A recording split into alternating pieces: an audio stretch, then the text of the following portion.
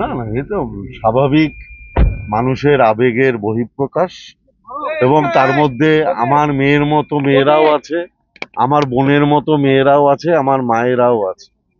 কিন্তু যারা এই মিছিল করেছে তাদের আবেগটা মেয়েকে কেন্দ্র করে, আর যারা আরজি কর মেডিকেল কলেজ ভাঙচুর করেছে তারা তাদের মধ্যে এই যে মারা গেছেন আমার ছোট বোন তার সম্পর্কে কোনো মানসিক সহমর্মিতা নেই।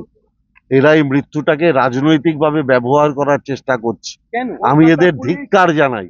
যারা এই মেয়েটির মৃত্যুর যথাযথ তদন্ত চেয়ে বিচার চেয়ে সেটার থেকেও বড় হয় সেটাকে রাজনীতির মাধ্যমে ব্যবহার করে গরিব মানুষের চিকিৎসার জায়গা আরজি কর মেডিকেল কলেজ ভাঙচুর করে, ডাক্তারদের অ্যাসাল্ট করে, গরিব মানুষের নিরাপত্তা নিয়ে প্রশ্নচিহ্ন তুলে দেয়, যারা এই বর্বরচিত কাজ করেছে সেই সিপিএম বিজেপিকে আমি ধিক্কার জানাচ্ছি।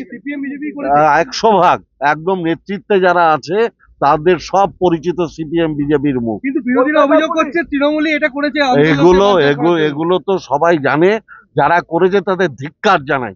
আর মমতা ব্যানার্জির নেতৃত্বে কালকে সারা বাংলার মানুষ রাস্তায় নামছে এই মেয়েটির যারা প্রকৃত দোষী ইমিডিয়েট বিচার সম্পূর্ণ করে সেই দোষীদের শাস্তির ব্যবস্থা করার জন্য। অভিষেক বন্দ্যোপাধ্যায় নিন্দা করে এক্স হ্যান্ডেলে লিখেছেন, কি বলবেন?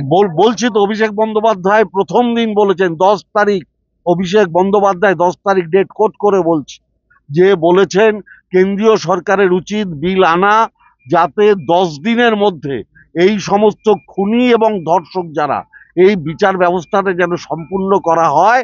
আর তৃণমূলের দায়িত্ব হচ্ছে সেই বিল আনলে সেই বিলকে সমর্থন করা। অভিষেক বন্দ্যোপাধ্যায় দ্ব্যর্থহীন ভাষায় 10 তারিখ বলেছেন। গতকালকে যে ঘটনা যারা ঘটেছে তাদেরকে এনকাউন্টার করে দেওয়া উচিত। সিপিএম এবং বিজেপি এই আমার ছোট বোনের মৃত্যুকে নিয়ে যে ঘৃণ্য রাজনীতি করেছে, আমি একজন মেয়ের বাবা হিসাবে, রাজনৈতিক লোক হিসাবে না, আমি নিজে ব্যক্তিগত জীবনে একজন মেয়ের বাবা, আমি মেয়ের বাবা হিসাবে সিপিএম বিজেপিকে ধিক্কার জানাচ্ছি। মেয়ের মতো একটি মেয়ের মৃত্যুকে কেন্দ্র করে এটাকে রাজনীতিতে পরিণত করা। মহিলারা তো কালকে রাস্তায় নেমেছিলেন, তারা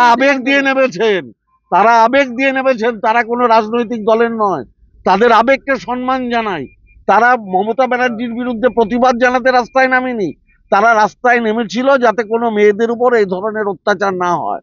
আর যারা আরজি কর মেডিকেল কলেজ ভেঙেছে তারা মেয়েটার মৃত্যুকে রাজনৈতিকভার ব্যবহার করতে চেয়েছে।